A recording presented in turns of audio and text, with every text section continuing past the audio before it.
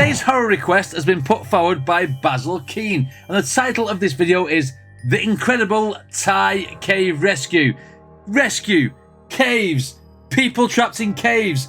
Don't like these, but I can't take my eyes off them. Let's check it out.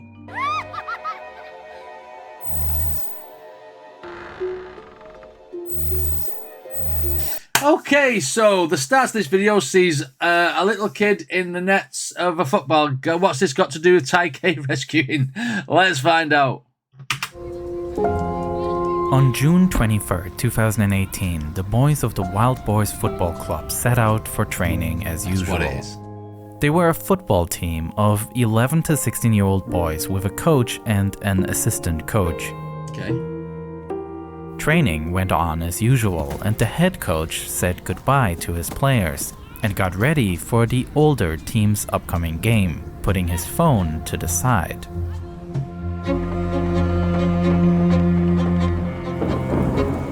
A few hours I feel like him saying that phone being put to a side is going to be relevant, because if they get stuck down there, obviously in the Thai caves, they might have a phone, might have a chance. I don't know. A few hours later, when the coach pulls out his cell phone again, he sees countless missed calls from the boys' parents. Right. The children hadn't shown up at home, despite hours having passed. The coach calls his players individually, but none. Jesus Christ, look at some of the names on them. Those names are something you'd say when someone says, "Can I have your Wi-Fi password?" And then that's what comes out. of the children nor the team's assistant coach could be reached. Until one player finally answers the phone. Song Pol, a 13-year-old team member. He's receiving the call from home as he was picked up from training by his mother. Right. But he tells the coach that the other team members rode their bicycles to the nearby Tam Luang caves in order to explore them together with their assistant coach. Right. It's a bit random for a coach to be taking the kids on a night trip to the caves, isn't it? The coach heads straight to the caves. But when he gets there, he makes a terrifying discovery. At the cave entrance, the coach finds the kids' abandoned bicycles, which means that the team is still inside the cave. Only now, a rapid stream of water flows through the cave entrance, creating a life-threatening situation. Yeah. The heavy rain had started just when the boys were inside. See, this is where the health and safety should come in for caving, is if it's raining, don't go in. You know what I mean? If they are still alive, they are now trapped. Yeah. Or drowned. Thai police officers find backpacks and other items left behind by the boys. However, apart from the cave entrance, it was not possible to search deeper inside, as the water level was so high that it blocked further access. ตั้งแต่เมื่อวานนะครับท่านผู้ชมครับตอนเย็นๆทั้ง13คนหายตัวไปหลังจากเข้าไปเที่ยวในถ้ำหลวงขุนน้ำนางนอน In addition to local authorities, special divers from the Thai Navy SEALs are called to the Chiang Rai region, where a crisis management team is set up to coordinate a rescue of the team. Right. Also, a British civilian approaches Thai authorities, offering his help. The man's name is Vern Unsworth, an experienced caver who lives in the area and has a good understanding of the Tam Luang cave system, having been the one who has been exploring and mapping this cave for years. Well, that's what you'd want, isn't it? Tam Luang is said to be the 4th longest cave in Thailand, and just over a kilometer past the entrance, this cave splits into 2 paths at a T-section. Right. From here, the entire cave extends over 10 kilometers deep. How And big's the that? kids, if they were still alive, would most likely be further inside on a higher elevated section. The fact that Unsworth was there was a stroke of luck. Yeah. He connected Thai authorities with the British Cave Rescue Council and enabled cave divers John Volanton and Rick Stanton to fly in and join the search efforts. John and Rick were longtime dive buddies with a great deal of trust between them, as they have performed a large number of rescue and body recovery missions together. Out of the breaking news overseas, 12 players and their coach missing. We don't know how far they have gone. With new experts arriving every day, there are growing fears that it might already be too late before specialized cave divers can really get started. Right. If the boys were still alive, they would probably have run out of food. After all, they had only planned to spend about an hour in the cave. Meanwhile, Hang on. He said it takes a kilometre to get to the part where it splits. It's going to take longer than an hour to get to that point. So there's no way they were going in there just for an hour. I don't think even walking a kilometre would take, with no obstructions, would take a good 20 minutes. So crawling through a cave, you have no chance. heavy rainfall leads to rising water levels inside the cave, and instead of progress, the Thai Navy SEALs were now even less able to advance inside. And when the British cave divers showed up, there was a certain skepticism as to what these older men could contribute that Navy SEALs couldn't. As far as I know, there's no theatre of war inside a cave, so they've never ever been in a cave in their lives. So of course they haven't got those sort of spatial skills to navigating one, which we've honed over all those years. For John, cave diving is a passion, and yet also a hobby.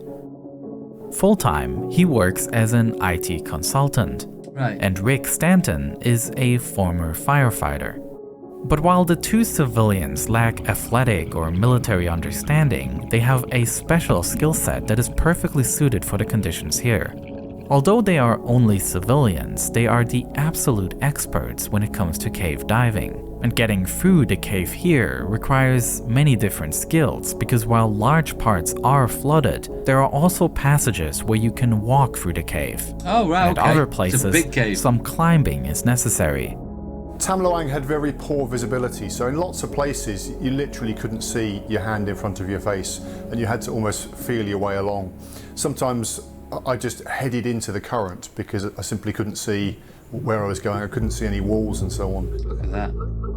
Rick and John are working their way through the deep cave system step by step, placing guidelines along the way.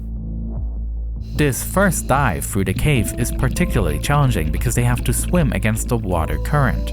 Oh God. There was a really strong current. You probably couldn't swim against it for long distance, so we were on the floor with our hands in the sand, pulling ourselves along. That was the only way to make progress. Once Rick and John placed guidelines in a section, other divers could partially pull themselves along, and orientation was made a lot easier, though still a challenge. The diver's target is a section called Pattaya Beach, which is a large chamber that is located at higher elevation and could offer protection from the floodwaters. Perhaps this is where the boys went. But before advancing this far, John and Rick have... if it's underwater to that extent, like this here, how bad was it raining? Do you know what I mean? Even in that bit that's elevated, it's still going to fill up at some point, surely. To interrupt their search. The rain kept getting heavier, and as they thought, this might ultimately determine the fate of the boys. Considering the conditions, Rick and John have to pause their dives. Nonetheless, no thought was given to surrender amidst the Thai Navy SEALs, who were working around the clock to do anything that would help reduce the water levels. In addition, countless volunteers are joining the search, such as Saman Kunan, a former Navy SEAL himself, and an experienced diver who joined their help. The SEALs set up a permanent camp inside the cave at Chamber 3. This larger cavern provided enough unflooded space to permanently station equipment, air tanks, and divers. Even amidst That's a lucky, bleak innit? situation, they tried everything they could to divert rivers, find new cave entrances, and use pumping stations to force as much water out of the cave as possible. No sign of life from 12 boys and their soccer coach. The boys have now been missing for 72 hours. Locals are holding out. It's a good few days, isn't they're it? still alive. Driven by the enthusiasm of the local search teams and considering the slightly improved weather situation, the British volunteers began to join the help again, embarking on their longest dive into the cave system so far, with the goal of finally reaching Pattaya Beach.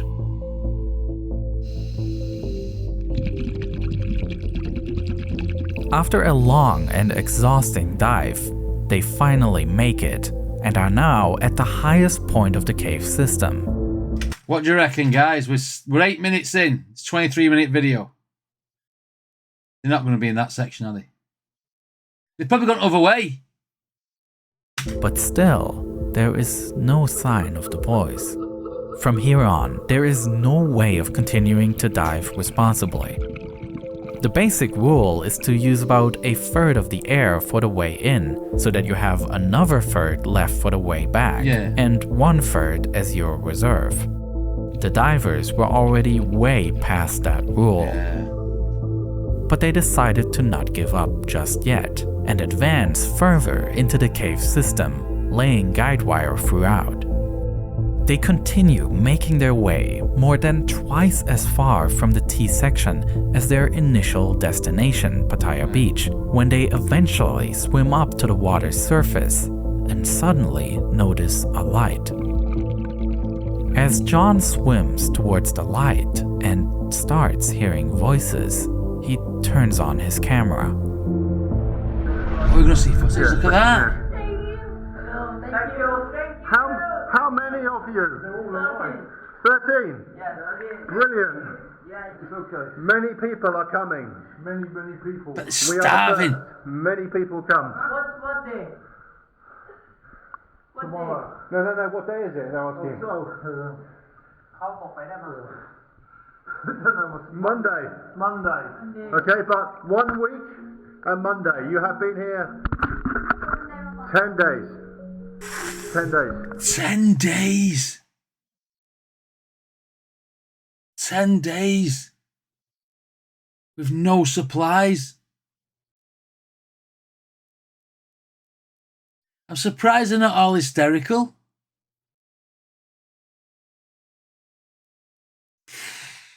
You are Rough very that. strong. Just describe the media interest in this story. It's huge here. 태국 현지에서 그 구조 장면 함께 보셨을 것 같은데요. Es lunes y que han sido muy fuertes por subsistir. Leben gefunden worden. Allora andiamo proprio in Thailandia. To find the boys there is a huge relief for the authorities and just for the nation in general, actually.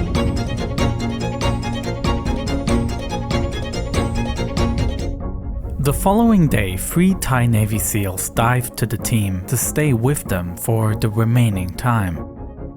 As enthusiastic as the world reacted to the boys being found, those involved in the rescue knew that finding the boys is the easy part. Yeah, it's getting them But out. no one had any idea how to get them out of the cave. They'd have had to keep painstakingly taking a tank, wouldn't they? Get 13 tanks of those, like, you know what I mean? Those air tanks. And just take one every time. You know what I mean? That's the only way you're going to be able to do it, surely. So the plan for now is this. They are trying to furiously pump as much water out of this cave as possible. Elon Musk built a kid-sized submarine after the rescue team rejected his offer, claiming that a rigid craft couldn't negotiate the sinuous cave tunnels. The Tesla boss lashed out on Twitter. In previous cave rescues, drilling has been used as a way to get people out. And the final option is to leave the group inside the cave until around mid-October, when the monsoon season finally ends. I can't just leave them in there. What, keep getting food to them? Here, have a pot noodle. There's plenty of water you can put in it. What the hell? I mean, you could injure. I mean, how do you know you're going to drill in the right place if you're drilling down? mid-October. I just suppose when the GPS could monsoon sort that season out. finally ends. On one hand, there was the option to teach the boys how to dive. They could practice short dives with instructors in their cave until they are ready to take on the long, difficult journey out. Option 2 was to rescue the team using an emergency elevator in a newly drilled shaft, somewhat similar to the 2010 rescue of miners in Chile. Finally, there was also the option to simply wait until the rainy season is over. As long as they are trapped, the team would be provided with food and would be able to walk out of the cave once the water level went down. While to outsiders it appeared as though there are many difficult options to choose from, the rescuers on site came to the realization that it was even worse, that none of these options was realistic. Teaching the kids to dive in this extreme environment is not possible. Not only are some of the boys unable to swim, they are also exhausted and tired from days of no proper sleep. In addition, the path through the narrow, dark cave has nothing to do with recreational scuba diving, and a panic attack would mean certain death. I mean, I'd be panicking sat in that chamber, like not moving, thinking how am I going to get out, and it's going to, the water's going to come up. Wow, I bet you wish you never went in. Drilling a shaft was also completely unrealistic.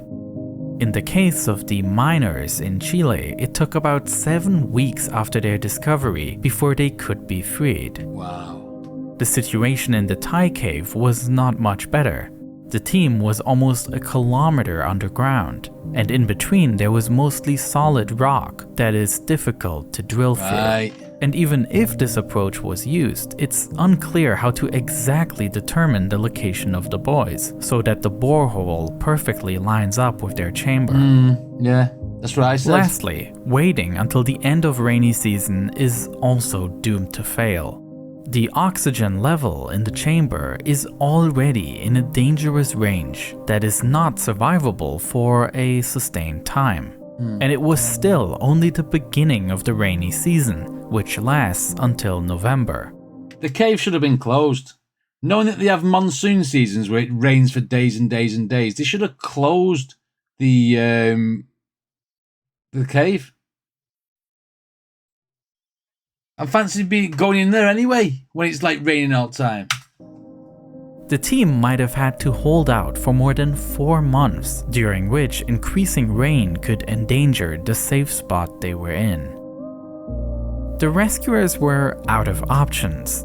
On top of that, word of a tragic new development made rounds.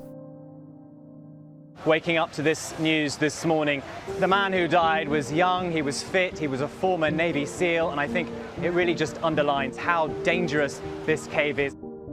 Saman Kunan, the retired Navy SEAL who volunteered to help, had died. A painful loss and a reminder of just how dangerous this entire operation is. Saman Kunan died from lack of oxygen, his dive partner finding him unconscious in the water. Oh, shit. With no realistic rescue plan available. That's where there's no justice in the world. You've got a guy volunteering to help other people, and he ends up dying. Do you know what I mean? There's a lot of bad karma in this world. A somewhat insane idea is thrown into the room. What if the children were sedated and then transported through the cave system while being unconscious? At this point, Rick Stanton gets in touch with an old acquaintance, Dr. Richard Harris. Harris is an anesthesiologist from Australia and a cave diver with over 30 years of experience. Harris is averse to the plan and considers sedating the boys far too dangerous, with low chances of survival. Still, he travels to Thailand. And what ultimately convinces him is not a change of his risk assessment, but the realization that there's simply no better option. To do this, a team was assembled and flown in, made up of some of the best cave divers in the world. The kids in the cave would put on a wetsuit and then be given 2 shots of sedative drugs, leaving them fully unconscious. Then, a special diving mask is put on that covers the entire face and supplies positive pressure so that even if a gap opens underwater, the air pressure should keep the water out. It's like your nose, isn't it? Your nose, like if you go underwater, water doesn't automatically go up your nose unless you try to breathe, because there's that negative pressure. Right, I get that. Gap opens underwater, the air pressure should keep the water out. Yeah. The boys' hands were tied behind their back to keep their arms from swinging around. And a tank filled with 80% oxygen was placed in front of the boys' chests so that their head cannot fully tilt down, which could result in a blocked airway. The kids would also be tethered to their diver so that they could not get lost. And from this point on, the lives of these kids were literally in these divers' hands.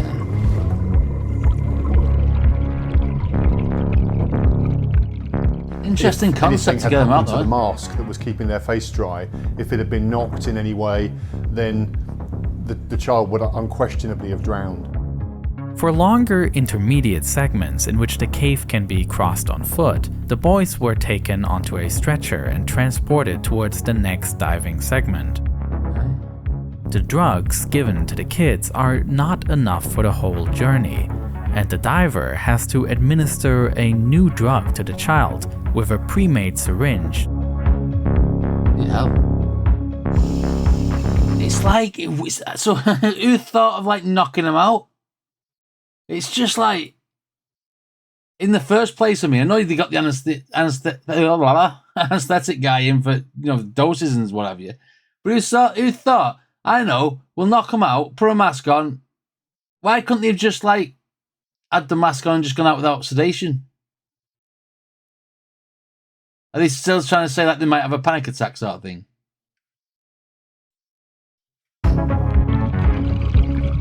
Throughout the entire way, the divers fear for the kids' lives. But when the first 2 kids make it safely to chamber 3, confidence grows.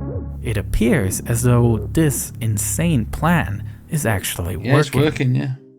From here on out, the water had at this point successfully been drained, and the Navy SEALs, together with countless volunteers, transported the boys in stretchers through the remaining rocky terrain.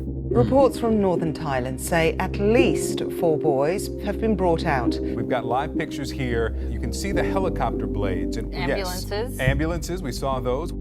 On the first day, 4 boys were successfully rescued. And the following day, another 4 kids were saved. That's good, isn't it? On the 3rd and last day, the plan was to rescue the last 4 boys and the assistant coach.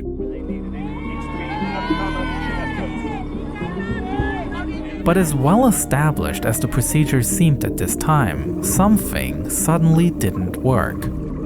The last boy was the smallest of them all, and the positive pressure mask didn't fit his small face. Oh, shoot. No matter how tight the divers pressed the mask against the face, it didn't form a watertight seal. The divers were forced to try another mask, which they had taken with them but had hoped that they would never need it. It is a small children's mask, more suited for recreational use, and even this one barely fits the face and keeps slipping off. But the divers secure it as good as possible, and then hope for the best. Hope for the best, oh my god. You're playing with someone's life there, aren't you? Hope for the best. Oh, I do hope this one works.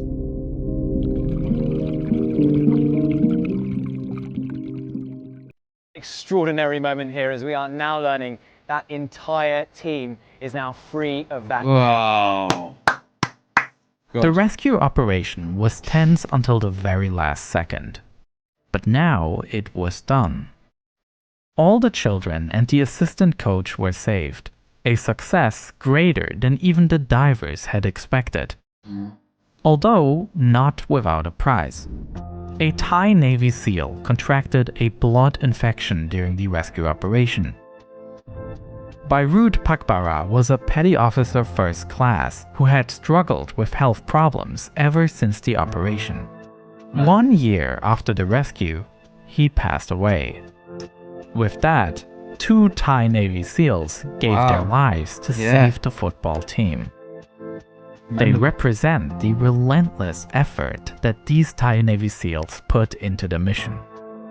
And despite some skepticism on both sides at the beginning, the British divers and the Thai Navy SEALs ultimately complemented each other ideally, and were able to proceed strategically and efficiently. A success story that was watched around the world. Wow. Your heroes now. Did you feel that?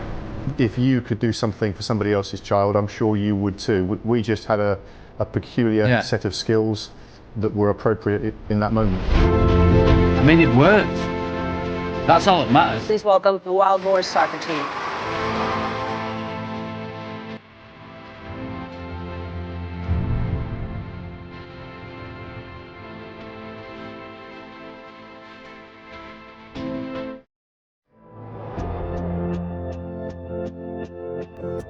The statue there.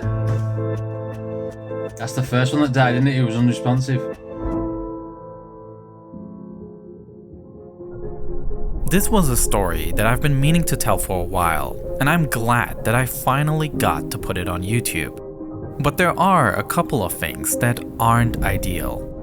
For videos to be able to make ad money on YouTube, they have to be advertiser friendly, which was fine with this topic, but is just not the case with certain subject matters. Facts. One of my favorite videos I've made is a detailed look at the 2011 raid on the compound where You are never, ever, ever in a million friggin' years with a title like that and what the content is gonna ever get monetized for a video with that. Never. Not a chance. Osama bin Laden was hiding, full of custom 3D animations. But this is a very brutal subject matter that would get demonetized and perhaps even age-restricted on YouTube. Yes. Another thing on YouTube is that ad revenue sort of limits how much effort I can put into a single video. There's more that I can do creatively, and I'm not alone. Yeah. It turns out, lots of creators feel that way. And so what we did is we all joined together to build a solution. It's called Nebula, and it's our very own streaming service. Here, I have an exclusive... Okay, it's an advert for Nebula. So if you want to join that server and help these guys out, then go and do that. I mean, what an absolutely brilliant way to get those kids and that teacher out of there. I mean, but I'm not being funny. There's got to be... 2 people lost their lives, and it was due to the negligence, really, of the football manager who took those kids into that cave during monsoon season. Knowing that the caves could potentially fill up with water. And they even said at the beginning of the video that these were about as inexperienced at caving as you could get. So what the hell was they thinking? How did they get so far in? Crazy. Crazy. But at the end of the day, they got them all out, which was absolutely fantastic. And the innovation of doing that with the masks and knocking them out and tying their hands together, it may look a bit brutal, but you know, it worked. And they're all alive. So you got to commend everyone in the rescue force, the whoever else was there. You know, the whole team that got everyone out that cave. Absolutely brilliant. Anyway, what did you guys think of this story? Let me know in the comments. If you want to check out any more of these factual documentary style reactions, then there's a playlist right up there. Don't forget to subscribe. More importantly, don't forget to check out the original video. And I shall see you all next time.